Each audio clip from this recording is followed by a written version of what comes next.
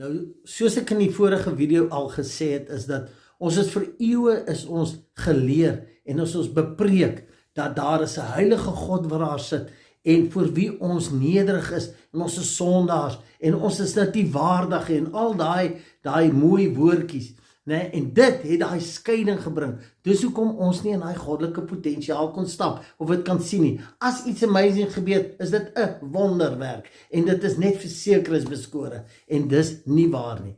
Nou ek gaan vir jou sê, daai goddelike vermoë, daai potensiaal van the Christ within, wat Paulus so ietsie van verstaan het, wat sielkundig is, wetenskaplik is, nou begin te ontdek. Dit is gesetel in jou verbeelding. Jy het my reg gehoor. Jou goddelike vermoë om te kan skep, om iets te kan beleef wat miraculous is jou verbeelding. So God is deel van jou in jou verbeelding.